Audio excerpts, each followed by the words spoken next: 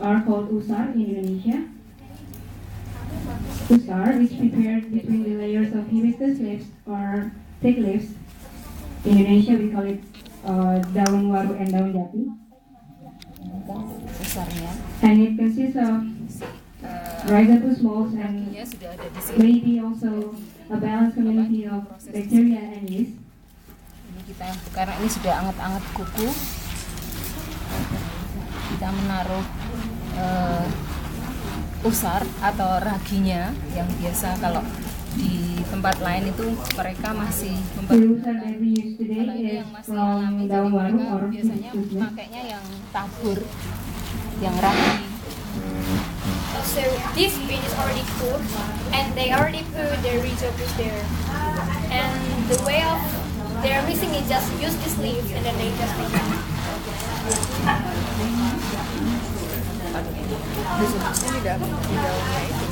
Iya, alami.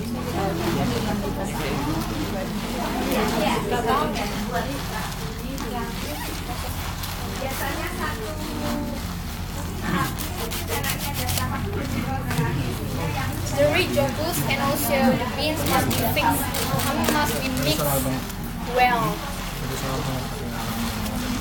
In order to make Taunya rhizopusnya cukup di sini gimana? Gimana Mbak? Maksudnya kan ini alami ya berarti kan. Taunya sudah ada raginya. raginya sudah cukup untuk sekilo ini misalkan. Tadi sebelum dikasih ke sini kan warnanya putih Mbak. Ya. Nanti kalau sudah semua pindah ke sini ini akan jadi terang, jadi ininya hilang. Oh, jadi sampai putih. Cara untuk membuat ini yang pertama, Yang putih yang pertamanya. yang ini. Iya. Ini kan kita ambil daun waru yang masih segar itu, tapi daun warunya yang berbulu ya Pak. Biasanya kan ada daun waru ada dua jenis, ada yang halus, ada yang berbulu. Nah itu kita pakai yang berbulu. Kemudian ini si kedelai yang sudah kita kasih ragi begini, itu nanti kita pakai daun pisang, kita tempel di atas daun waru yang sudah kita siapkan tadi. Kemudian si kedelai yang sudah ada raginya kita tabur di situ tipis-tipis. Kemudian kita diamkan selama kita nunggu si tempe jadi. Nanti raginya akan pindah ke daun warunya. Begitu. Ada ditambahin lagi dulu ya Bu sebelum di ini. Iya, ininya harus sudah beragi untuk membuat si usar ini. Raginya dari mana Bu? Dari daun Dari sebelum. Bukan, daun ini sebelumnya. Yang tadi katanya kedelai tadi? Iya, dari daun sebelum. Dari daun yang sebelumnya. Daun sebelumnya dari mana? Kalau mau kan kita sekarang sudah punya daun Oh iya sih. besar. Kalau dari yang awalnya dulu banget. Mungkin baca di ini kitab Sanskrit. Iya. Ya itu kelebihan nenek moyang kita itu begitu. Yang pertama kali nulis tentang besar sih di Dakdo. Berapa? Di Dakdo di majalah Bultani. Oh. Dan ini setelah kalau si usar ini sudah pindah ke sini nanti kedelainya ini kalau kita pegang kayak lengket-lengket gitu Mbak. Sebelum tadi enggak. Biasanya sepasang daun usar ini cukup untuk berapa kedelai Bu? Untuk 1 kilo. 1 kilo. Kalau lebih dari 1 kilo berarti makanya lebih dari sepasang. Iya. Aturannya kan kalau yang kecil begini ini 1 kilo 2 Mbak. Kan ada juga yang daun warunya lebar. Ini kan tadi dibagi 2. Gitu.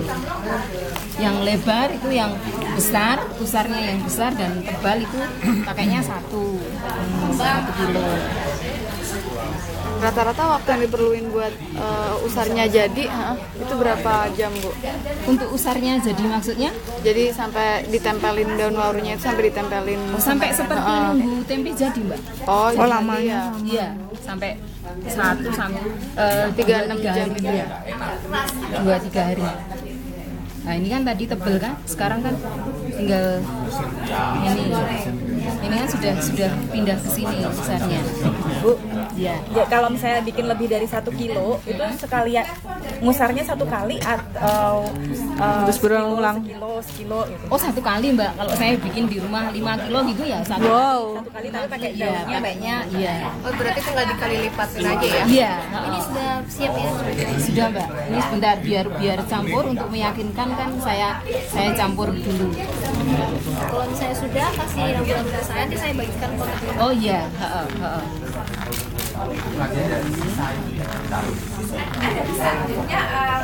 Jadi kalau beli ragi usar yang pertama gitu ya. Kalau mau bikin usar sendiri kita mesti beli ragi usar yang pertama.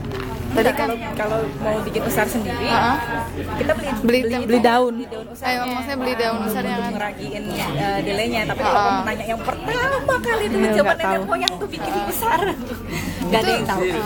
daun usar. Halo Pak Pri, gimana? Ini Iya. jadi muridnya kan nanya dulu. Gimana Pak? Tadi kan perebusan yang pertama 15 menit, yang Iya. kedua 60 menit. Iya. Hitungannya dari mana? Hitungannya setelah mendidih Pak. Mendidih masuk, mulai Mendidih count untuk ngitung waktunya kan? Ya. Yang pertama itu setelah mendidih 15 menit. Oke. Ya, biar nanti kalau dikupas si kulit arinya ini Kedilinya udah masuk belum? sudah jadi dari awal ini bareng-bareng. Oh, Iya kan sudah direndam. ya. Direndam sama air rendamannya dipanaskan. Kemudian mendidih 15 menit setelah mendidih itu baru turun.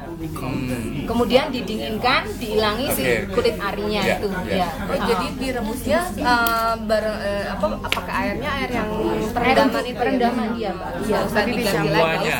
Iya. Yang kedua pun Kalau juga dicampur, seperti itu. Maksudnya dicampur. kan gini, Air baru.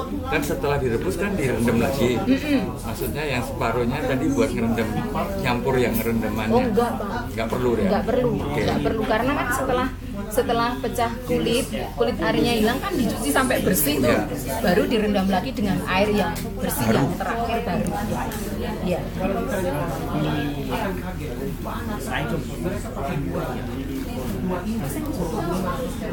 Ini setelah seperti ini campur rata, baru kita bungkus. Kalau dari saya kenal dulu dengan nenek saya itu yang buat takaran bukan ditimbang, bukan apa, mereka selalu pakai ini kan ini bel sepeda, itu bel sepeda. Kan takarannya pasti rata Mbak dari yang pertama sampai yang terakhir. Nah, tetapi karena ini banyak dan kelompok besar, kita gunakan pakai sendok.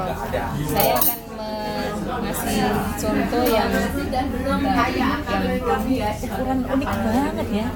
iya Mangkoknya ini untuk setara berapa gram?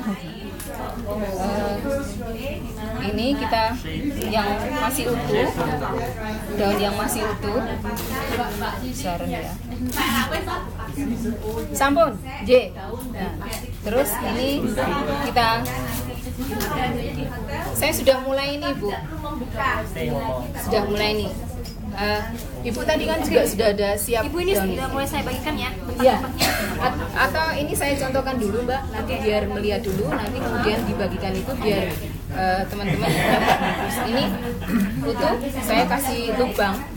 Kemudian lubang ini saya tutup lagi karena kalau tidak begini biasanya si tempe itu akan nanti kalau dibungkus dibuka nggak bisa rata seperti ini, tapi yang di tengah pasti akan growong karena itu penyebabnya satu, yang tengah tidak dilubangi atau dalam peragiannya ini tidak rata, kemudian dalam perebusannya juga tidak rata, jadi pasti nanti akan jadi kayak sundel bolong, yang sini jadi sininya growong, nggak jadi tempe.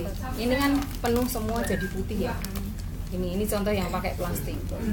Kemudian ini saya akan contohkan cara yang model robeknya. Ya, ini kemudian ini gaya Jogja Jawa Tengah ya. Kalau bungkus seperti ini, ada yang di daerah mana gitu bentuknya seperti segitiga atau di blok gitu. Saya selalu pakai takaran ini. Kemudian kita taruh seperti ini. Kalau nanti misalnya pemula nggak cukup daunnya, bisa kita kurangi. Kemudian ini kita lipat begini, Kalau yang dari teman-teman atau bapak ibu yang pernah kuliah di farmasi mungkin lebih mudah ya, biasa bikin puyer.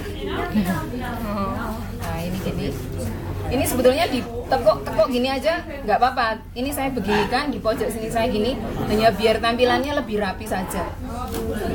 Ini, kemudian ini talinya. Kebetulan kalau di Jogja itu semua serba kebetulan dan ada banyak.